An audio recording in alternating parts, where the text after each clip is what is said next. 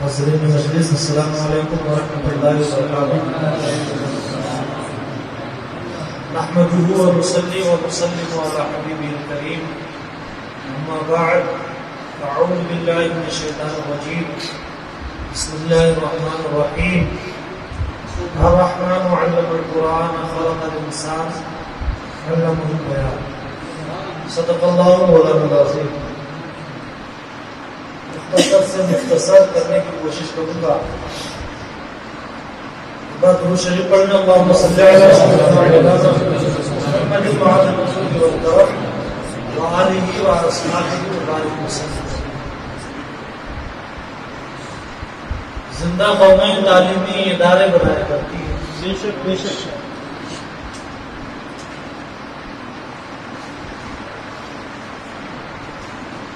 اسلام کی شروعات ہی دیکھا جائے تو پڑھنے اور پڑھانے سے ہوئی۔ پہلے پیارے آقا علیہ الصلوۃ والسلام کا گھر شریف پڑھنے پڑھانے کا ادارہ ہوا کرتا تھا، پھر دار ارقم میں لوگ جمع ہو کے پڑھتے پڑھاتے تھے۔ اس کے بعد مکہ مکرمہ کے ہر صحابی کا گھر مدرسہ بن گیا۔ جب مدینہ طیبہ پیارے آقا علیہ الصلوۃ والسلام تشریف لے گئے تو سب سے پہلے مسجد بنائی، وہی مسجد اور وہی مدرسہ۔ پہلی جو جنگ ہوئی اسلام کی، جنگ بدر جسے کہتے ہیں، مکہ کے کافروں کے کچھ لوگ قیدی تھے جو لکھنا پڑھنا جانتے تھے۔ پیارے آقا علیہ الصلوۃ والسلام نے صحابہ سے مشورہ کے بعد کہا کہ ہمارے بچوں کو تم لوگ پڑھنا لکھنا سکھا دو، ہم تمہیں چھوڑ دیں۔ جب پیارے آقا علیہ الصلوۃ والسلام مکہ مکرمہ میں پیدا ہوئے، پورے مکہ میں اتنے لوگ پڑھے لکھے تھے انگلیوں پہ گن سکتے تھے۔ اور جب حضور علیہ الصلوۃ والسلام نے آخری خطبہ دیا تو ہزاروں کی تعداد میں لوگ پیارے آقا علیہ الصلوۃ والسلام کے اس خطبے کو لکھ رہے تھے۔ اور شاید کوئی بالغ بچہ مسلمانوں کا ایسا رہا ہو جسے لکھنا پڑھنا نہ آتا۔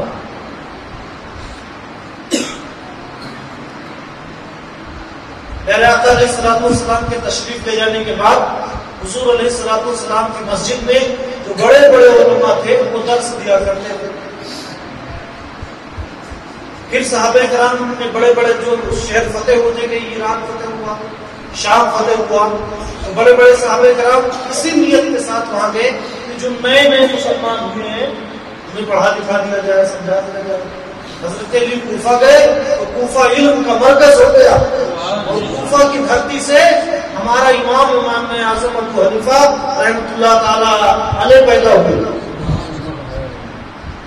اور فقہ حنفی کی بنیاد پڑی۔ مسلمان جہاں بھی گئے، جس شہر میں بھی گئے، انہوں نے اپنے علم کا لوہا منوایا۔ الحمدللہ مغلیہ سلطنت تک، یعنی 100 سال پہلے تک ہمارے علم کا ڈنکا بجتا تھا۔ آج بھی ہمارے بڑے بڑے مدرسے نہ صحیح کھنڈرات موجود ہیں۔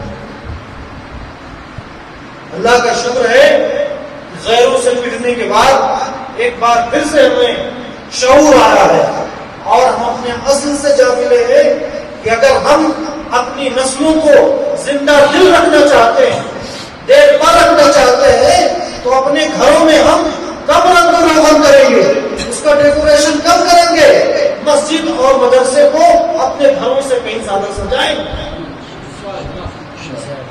اس لیے کہ اپنے گھروں کی سجانے سے آپ کی زندگی سنورتی ہے، اچھی نیند آ سکتی ہے، مگر اگر مدرسے بنیں گے، مسجدیں بنیں گی، مدرسے سنوریں گے، مسجدیں سنوریں گی، تو آپ کی آئندہ کئی نسلیں سنوریں گی۔ اللہ تبارک و تعالیٰ کا احسان کہ اللہ تبارک و تعالیٰ نے اس علاقے کو چن لیا دین کے کام کے لیے۔ انشاءاللہ آپ خود دیکھیں گے 15-20 سال کے بعد یہاں سے، اسی محلے سے اچھے اچھے عالم پیدا ہوں گے، اچھے لکھنے والے قلمکار پیدا ہوں گے، اچھے خطیب پیدا ہوں گے، اچھے قاری پیدا ہوں گے، اچھے ڈیبیٹر پیدا ہوں گے، اچھی گفتگو کرنے والے پیدا ہوں گے، اللہ والے جتنا اللہ تبارک و تعالیٰ کا شکر ادا کیا جائے کم ہے. بس اسی پہ میں اپنی گفتگو ختم کرتا ہوں. وما علینا الا البلاغ. استغفر اللہ ربی من کل ذنب.